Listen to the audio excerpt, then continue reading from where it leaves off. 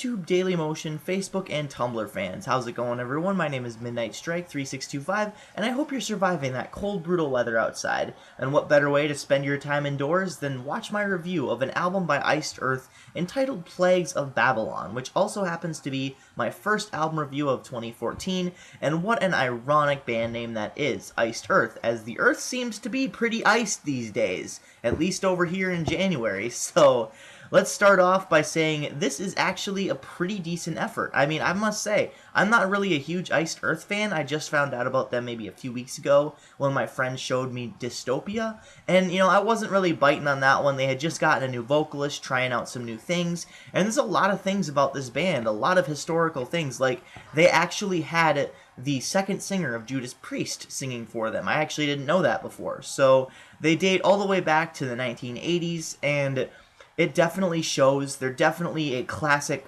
power metal / thrash metal band, and you can definitely see that in the music they're presenting today. So they're not exactly trying to mix things up a bit from this album's perspective, but there's a few criticisms that I can say about this. But first, before we get into the review, there are some other reviewers that have already reviewed this album that I will point out in the description below.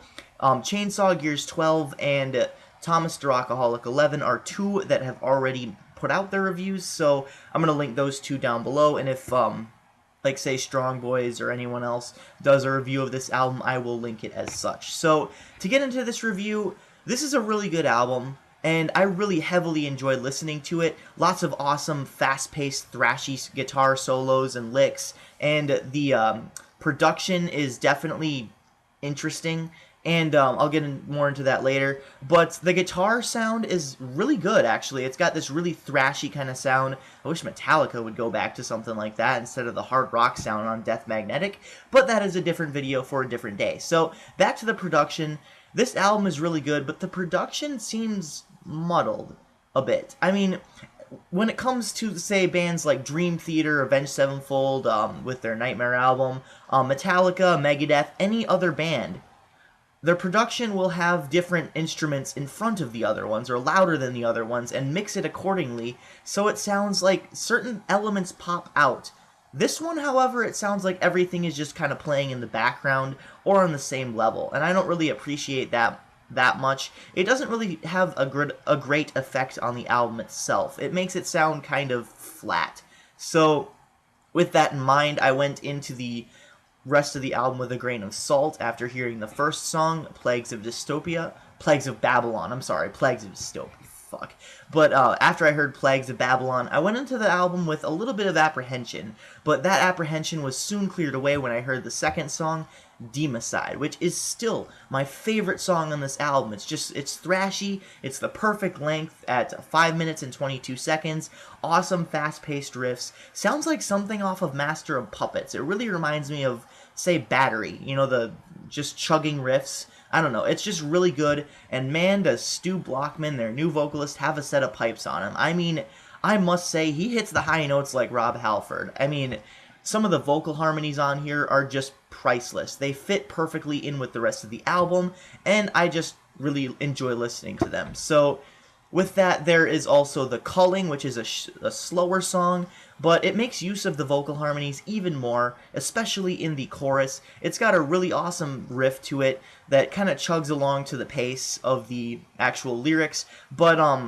it's not too fast of a song. It's not necessarily a thrasher, such as Democide, but it is a very good song, very good listen, although it does kind of drag on for a bit, which is ironic, as it is only 4 minutes and 26 seconds long. So, next song, Among the Living Dead, this is a little bit of a faster one, and it's got that chugging riff again, not the same one as Democide, but a different one, of course, but it sounds unique in its own way. I really like the lyrics, I really like the singing as well, the vocals are really spot on, and like I said, man, does Blockman have a set of pipes on him.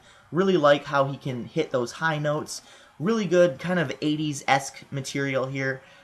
Resistance is another one that's a little bit faster. Really like just the metal guitar sound on this one. The End, sorry. The End, this one is another one where it's just kind of, it kind of drags on for a bit. I mean, it's got some really awesome riffs in it, really catchy material, but at 7 minutes and 14 seconds, it seems to run on a little bit too long for my taste. Like I said though, awesome lyrics, awesome melodies, and the vocal harmonies are very strong in this song as well. Stu Blockman was definitely a good choice for the band to go into after the dismissal of, I believe, it was Matthew something, and then before that it was Tim the Ripper Owens from Judas Priest, respectively. So even though I wasn't into Tim Ripper Owens in Judas Priest, I would definitely be willing to hear his material in Iced Earth, as I have not yet, but I probably listen to it after reviewing this album. So basically, to get into it, If I Could See You Now, this is the next one.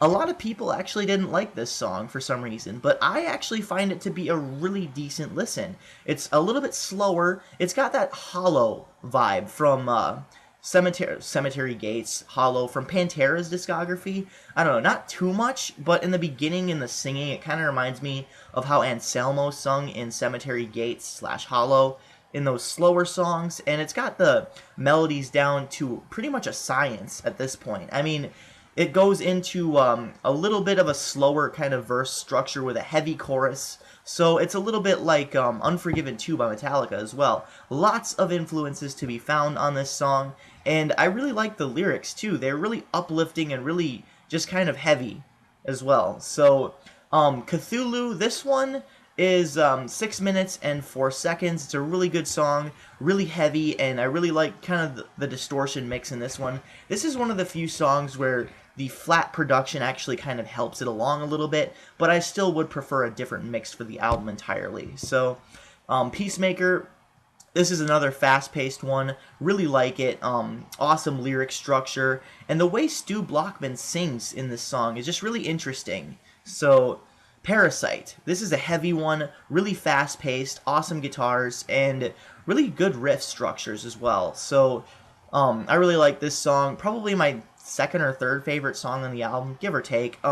Spirit of Times. This one really runs on. It's 5 minutes and 6 seconds, and it really runs on. It's got some decent lyrics to it. It's got some decent guitar melodies, and I don't know, it just kind of runs on for a bit. That's kind of a very good, very fine pattern in this album, is a lot of the songs kind of run on a bit, or drag on far too long. They're a little bit overblown, but other than that, it's a pretty decent album, pretty decent song for Spirit of the Times. It's got good lyrics, it's got a good premise, and it's good for about, 3/4 of the song, but then it just kind of runs on. You're just wondering, why did they make this song so long, But then it gets into the unfortunate outro, which is just them swearing for some reason. I don't know why they put this on here. This would have been a decent album had they left this off. It's just them swearing. I mean, I can understand maybe in an outtakes, maybe on a B-side, but why put this on the actual official album? I mean, I'm not going to sit here and say censorship, but little kids pick this stuff up, I don't know. I guess it doesn't really matter if it's in the songs or if it's trying to contribute to, say, the angst or the anger of the actual lyrics. But if it's just you swearing for no reason, it's just kind of unintelligent, in my opinion. So, with that being said, I'm going to rate this album a solid 8.5 out of 10. Really like it. And after you're done watching this review, go check out Chainsaw Gears 12 and Thomas the Rockaholics review down below in the description. So, I will also be adding other people's reviews as they come along. So, with that, thank you very much for watching my first album review of 2014. This is Midnight Strike 3625, and until next time, keep calm and rock on.